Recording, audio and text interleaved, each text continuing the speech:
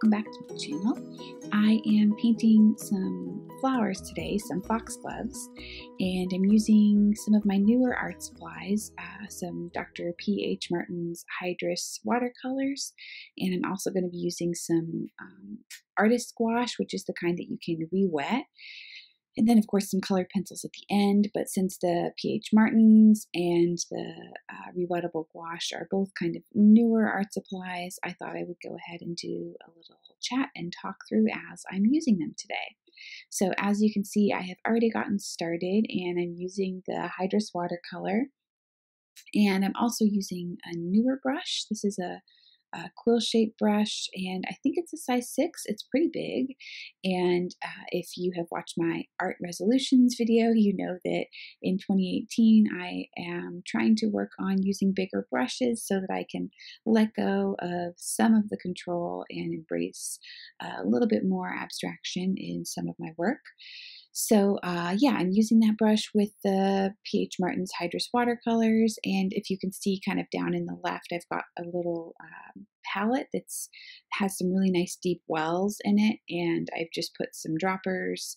The way the watercolor works, if you haven't used it before, you can kind of see them in the left-hand corner there. They're really pigmented, and you just use the little kind of eyedropper thing in the bottle to squeeze out some of the paint, and you can mix it in with more water if you want to thin it out, or you can use it straight from the bottle. And as you can see, it's pretty intense, pretty pigmented. And the brush that I'm using, the quill-shaped brush, is really nice because it holds a lot of water and a lot of pigment. So I only have to dip it in. I have to dip it in way less often. So I really like that. Now, even though I haven't been working with them for that long yet, something that I'm already really enjoying about the Hydrus watercolors is that they layer beautifully. So you can see that I have put down some really, really light, super thin layers. And then I've also done some more pigmented layers that were much less watered down. And I've let all of those dry. And at this point, I'm going to go over the top. Actually, first, I'm just going to add this little bit of green here. But after that, I'm going to go over the top of both the thin layers and the more pigmented layers with kind of a medium wash of everything, just to get the color closer to where I want it. And I have to say, I'm just amazed at how well they hold up to this kind of layering. And even though they are rewettable when they're in the pan, for me, they didn't reactivate on the paper. So they have the really nice luminosity and opacity of watercolor, but I was able to layer them without reactivating, which I really appreciated in certain contexts. So now I am going over the top with some white gouache, and this is an artist gouache, so it's rewettable and reworkable, and it dries. I think it dries even more matte than the designer's gouache, which is acrylic based. So I am using this to just try to kind of build back up some of the white areas and white highlights that I feel like I maybe went a little bit too dark with on the Hydrus watercolor. And I'm going to be honest that this isn't my favorite method. I've seen some other painters use it. Leoba Bruckner uses it, and she does it really beautifully.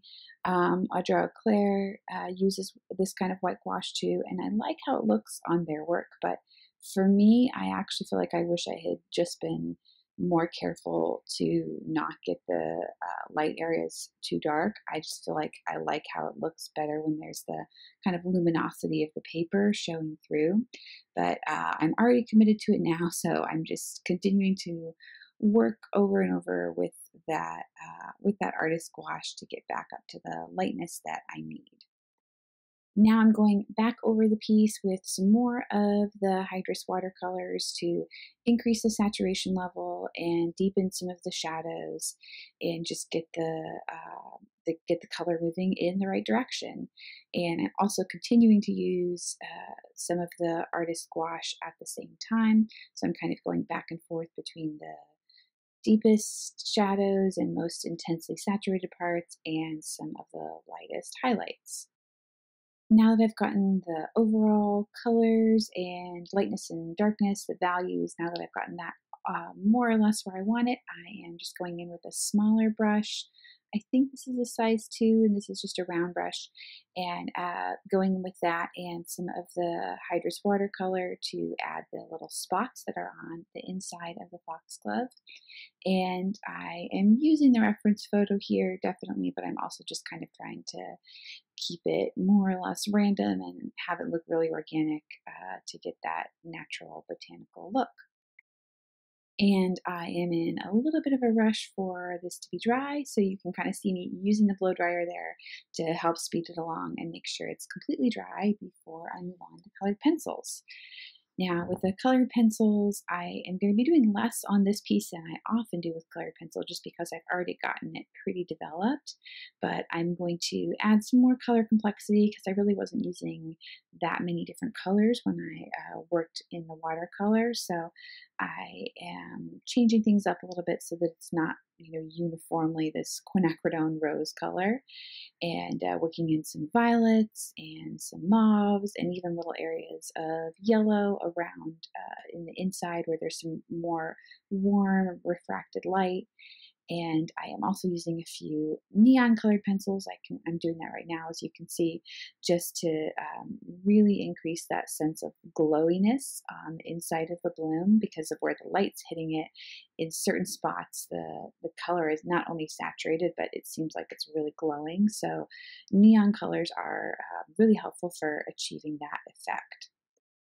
And now I am bringing in my trusty Sharpie paint pen just to add some really opaque white areas and help me kind of define some of those spots and the patterning that's on the inside of the foxglove. And I'm getting pretty close to completion here. I'm just going to use a few more colored pencils to tweak a few little things, add some more dark spots on the inside, and add a little bit more color complexity. And I have to also finish the little green area, so I'm going in here with, I think I have olive green and dark green and some chartreuse and some lime peel, but just adding some more detail and shape and form to those little buds and the stem. And then, yeah, I am all done. So this is the finished piece.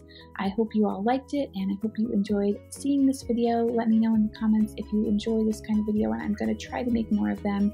They do take a lot of time because I have to record an entire piece, but I really enjoy making them if you all enjoy seeing them. So yeah, thank you for watching. Please subscribe and like the video, and I will see you all in the next one. Bye!